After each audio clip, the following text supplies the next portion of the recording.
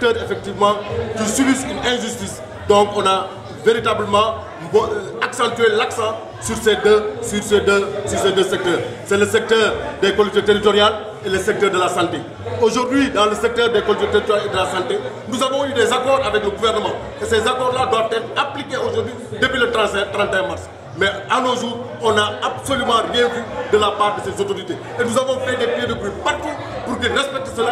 Cela ne s'est pas encore fait et nous nous sommes fait entendre. La dernière fois, vous avez vu, effectivement, pour les collectivités territoriales, nous avons fait un sitting devant la commune pour revendiquer véritablement nos droits. Mais on a vu un maire qui est sourd, un maire qui ne veut rien entendre. Aujourd'hui, il a fait des affectations arbitraires à plus d'une trentaine d'agents aujourd'hui. Et nous nous disons non, trop c'est trop.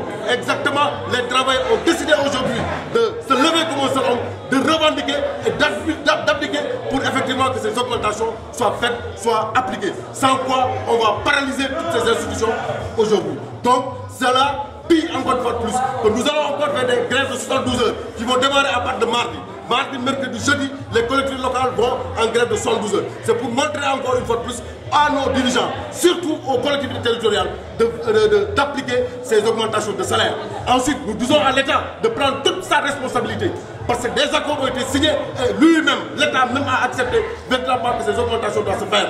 Donc si des élus locaux ne veulent pas l'appliquer, c'est à l'État véritablement de montrer toute sa force pour que force reste à la loi. Parce que c'est une loi qui autorise au travail des collectivités territoriales d'accepter et d'accéder à ces augmentations. Donc nous ne lâcherons pas, nous continuerons le combat jusqu'au jour où on va appliquer véritablement ces augmentations. Et bien sûr, ces revendications tournent sur ces difficultés de ces deux secteurs dont je viens d'énumérer, qui sont la santé et les collectivités territoriales. Donc toute l'union régionale aujourd'hui de Ziguinchor se sont mobilisés comme un seul homme pour booster, pour encourager, pour accompagner ces deux secteurs qui sont les collectivités territoriales et la santé, pour que ces applications se matérialisent le plus rapidement possible, parce que le 31 mars, c'était le dernier jour de délai. Effectivement, à partir du 1er avril, on devait sentir ces augmentations. Aujourd'hui, l'union régionale, comme un seul homme, a dit non, il faut véritablement que l'État aille à cette application, que les autorités des collectivités territoriales comme de la santé acceptent effectivement à cette application des augmentations des salaires dans ces institutions.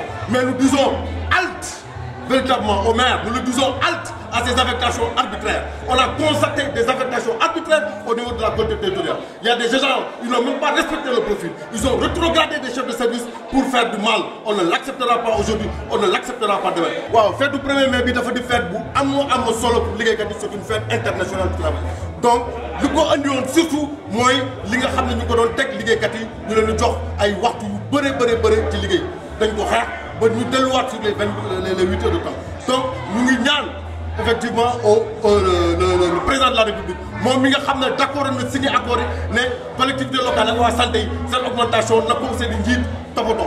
Gis nañ ne loolu dara amu ci depuis le 31 mars ba fu ñu toll nii maire yi dañu taxaw ne du ñu fay président département yi taxaw ne du ñu fay mu am ñenn maire yi nga xam ne fay nañu ñu leen ci gërëm mu am ñenn président département yi nga xam ne fay nañu leen ci gërëm donc ñu fayul seen bakkat kese moo tax faydu donc ñuy naan état bi na jël matuwaayam lu gën a war parce que ñun dinañ jaamaarloo ak maire yooyu ak président yooyu yi nga xam ne nangu ñu fay augmentation muy loi bi nga xam ne jox nañu ko tey ñu ngi waxaat encore surtout à la mairie de Ziguinchor au maire d'arrêter véritablement ces affectations arbitraires parce que affectation arbitraire yooyu taxul tey du ñu taxaw pour ñaxtu li nga xam ne ñun ñoo ko moom muy loi bi lu ñu conféré muy augmentation de salaire donc ñu ngi naan mu arrêté affectation arbitraire yooyu parce que loolu c'est pas du ñu koy sagal parce que fii buñ ko génnee woon ñu taxu ko ci fonction publique ñëpp ñu taxawoon xeex syndicat yëpp taxawoon nañ pour xeex pour véritablement injustice boobu ñu def donc moom tey injustice bu muy def ni rafetul ci moom du warul nekk ci moom parce que moom bu mu ko dalee liggéeykat yi yëpp ñu taxaw surtout la CNTS